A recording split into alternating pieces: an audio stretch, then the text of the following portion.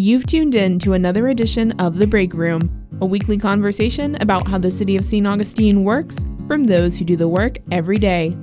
Hosted by the City of St. Augustine's Communications Director, Melissa Whistle, The Break Room offers a closer look at the different city departments and provides updates on current and upcoming projects and events. And now your host, Melissa Whistle.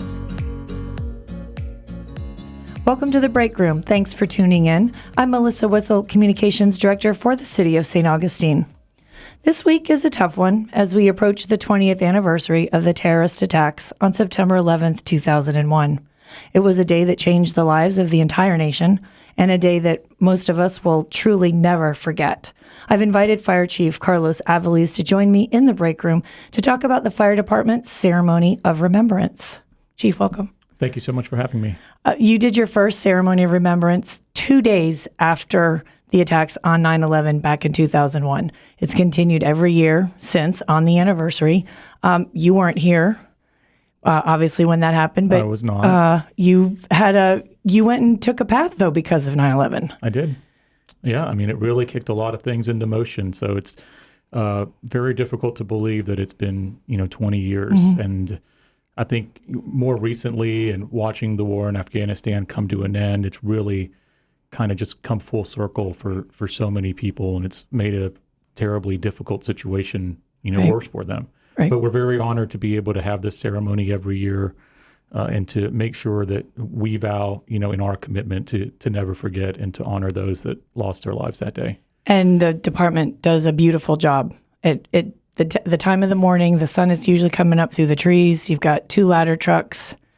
The county brings a truck. Mm-hmm. The flag is hanging. It's beautiful. I mean, it's a tragic memorial of what we are remembering. Yeah, and so we strive every year to ensure that we're kind of constantly moving the needle or figuring out a new way to keep the ceremony fresh, but at the same time very tasteful and traditional. Mm-hmm. And so we're very blessed to have a large community of 9/11 survivors mm-hmm. here in the area. And so, for me specifically, forming relationships and friendships with those that are retired from FDNY and that have relocated here into the area, we really made a commitment as an organization that we would be their department, right, and that we wanted them to feel welcomed. That right. Just because they were, a dozen states away from where they served, that they never lost that sense of camaraderie or brotherhood right. of the organization. And so we go through extraordinary lengths every year to include them in mm-hmm. the planning process to make sure that what we're doing, in a way pays the proper respect, to remember those that we lost on that day and that they have a voice in how the ceremony goes. So I tell them all the time, it's their ceremony. Right. We're the ones that execute it. And so it's great, though. I mean, it's such a blessing to have those folks here, and we feel so honored to be able to help them facilitate this right. because it, I think it ends up being good for them. Right. It's good for us. It shows our commitment and dedication to making sure that we never forget, and I think it helps them realize that this community won't forget. So it's a good time for us to all kind of come together and reflect. We've had several folks, like you just said, from the community come and speak. They've told their stories. And as you just said, it really does keep the memory of those alive so that we don't forget. No, you're absolutely right. As a community.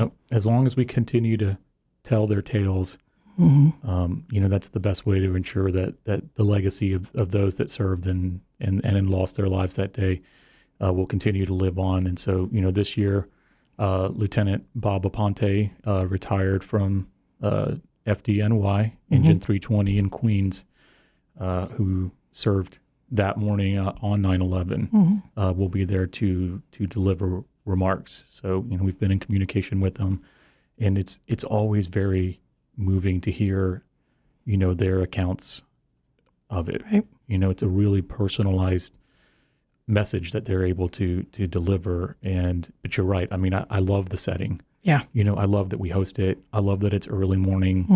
Mm-hmm. So I tell people, so I'm an early riser myself. Okay. I'm at the fire station most mornings at 6:30, mm-hmm. and it's my favorite time because it's so quiet that it feels like the city still hasn't quite woken The up city's yet. still sleeping. Yeah, and so that's really sort of the way that I feel about it. And so I think that it's almost a sunrise type of service. It's early morning. We get a great participation from our brothers at St. Johns County Fire Rescue. They come out and support us. Their honor guard will be there. We'll fly the garrison flag. We'll have a bagpiper, but more importantly, we get an opportunity to reflect, Right. on the words of someone that was there. We reflect in a moment of silence, and it's a really beautiful way to memorialize those that we lost.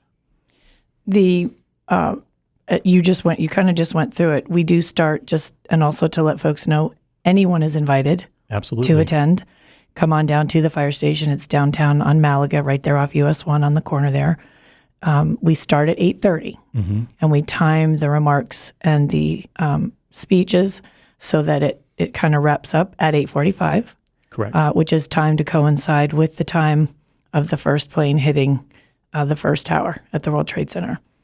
We have that minute of silence. And then this year you've invited Bob, Yep. Chief Growick, Yes. to ring the bell. Yes. Tell me about the bell ringing. So we do we used to ring the bell every year to commemorate the number of years that it have gone by. Okay. And then a few years ago, again, to kind of tie it into FDNY, and so they have something that's called the striking of the 4-5s. Okay. Okay, and so the striking of the 4-5s signifies a firefighter's last alarm. Okay. And so that's kind of in their protocols. You would get tones that go off in the station and would represent different events. And so if you ever heard 4-5s, it meant that a firefighter's watch had ended. Okay. And so we do that at the end of the moment of silence. And so ironically enough, the 4-5s is 20. And so Right. it does kind of come full circle in a lot of ways this year. And Bob's a great choice. He is. I mean, he's got, 40 years in the fire service, so he's our most senior member. So we've asked him to have that honor this year. And we also have, you mentioned the bagpipers and music. We usually have someone playing music. Do we have that this year? We do. Working on it? Yep. I have two firefighters that have taken this task on. We've been very blessed. So Ed Pertel is one of our firefighter. He's an engineer with us. Ed's been performing at the 9/11 ceremony for probably the last 15 or so years. Oh, wow. He is ready to sort of pass that torch on. And so I've got two younger firefighters that have agreed to step up and take the reins this year. So, I'm very, very excited for them to do that. If you are just now tuning in, you are listening to The Break Room. I'm Melissa Whistle, Communications Director for the City of St. Augustine, and I have Fire Chief Carlos Avalos in the break room with me this week, and we're talking about the upcoming 20th anniversary ceremony of remembrance at the fire station. Of course, that will be on Saturday morning, September 11th. Carlos, we have some special dedications as well this year in commemoration of the 20th. Yep. So we set out last year to find a way to really make the 20th anniversary stand out. And so, God is great, and I think that He puts special people in your lives for a reason. Right. And so we had the opportunity to meet with a retired firefighter from New York who spoke at the ceremony a couple of years ago. And he came up to me one day and said, "Hey, Chief, you guys do such a great job with this. I have a piece of World Trade Center steel, and I would like to donate it to you. I trust that you guys will do the right thing with it." Oh, wow. Right? So huge responsibility. And coincidentally, about 8 or 9 months ago, I had a retired chief from up north that I knew for a long time. He was actually one of my instructors when I went through fire school. He says, "Hey, I wanted to come by and talk to you. I've got this really great opportunity.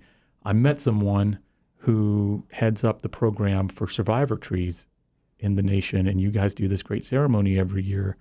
I'd love the opportunity to connect the dots and put you two together." And I was like, well, this is great, because now I'm like, I have these two awesome things that would really symbolize what this day was. Right. And I have the opportunity to do something with them. And so we've built a kind of memorial, so to speak, out in front of the station that will debut to the public this year. And it'll be a piece of the World Trade Center steel. And behind it will be a survivor tree. And so what is the survivor tree? So in the aftermath of 9/11, as they were digging rubble out, there were a bunch of trees that lined the Trade Center Plaza. And in removing the debris, there was one tree that they found. The roots were burned, the limbs were snapped. It was in pretty bad shape. But they were able to rescue it. They uprooted it. The city Parks and Rec department. Parks and Rec.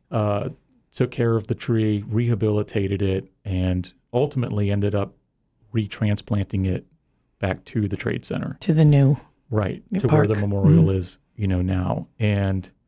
But they started a program where every year they take saplings from that tree, and they're on a national registry. Each tree comes with a medallion. It gets listed on a national registry.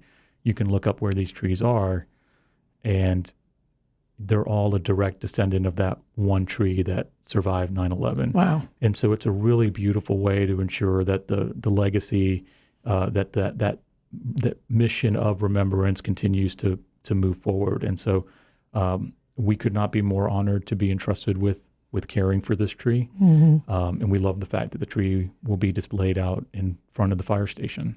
It kind of also shows that resilience. Yeah. Regrowth. The whole thing is a testament, to resilience and healing and how we're able to move on. We've had to face a few challenges of our own in the city, so we're resilient. Right? We are a very, very resilient community. Yeah. Well, lots of beautiful things and traditions, and Carlos, you do a lot of wonderful things that are steeped in tradition at the fire station. You've done your push-in ceremonies. You take care of the vets. You are really big on the mental health awareness. Mm-hmm. Knowing you personally as my friend, but also knowing you as the fire chief, the department really does a beautiful job. And those of you who can't see us right now, I'm getting a little choked up. But it's going to be a beautiful ceremony again this year. It is. And, I encourage everyone to come out. I promise you will be moved. Mm-hmm. You'll be touched, and you're really, really going to be glad that you came out there. Bring your kids with you. I think it's important that we teach this generation, why we have set certain things into motion here over the last 20 years, and we owe it to everyone to live a life worthy of their sacrifice. And so we maintain our commitment to never forget. And we will. And on that note, I will say thank you for coming and joining us on the break room. And as Carlos said, the ceremony is on Saturday morning. It starts at 8:30. Come on down, park anywhere around the fire station there at the corner of US 1 and Malaga, and pay your respects and come and experience this beautiful tribute to those who lost their lives on September 11th in 2001.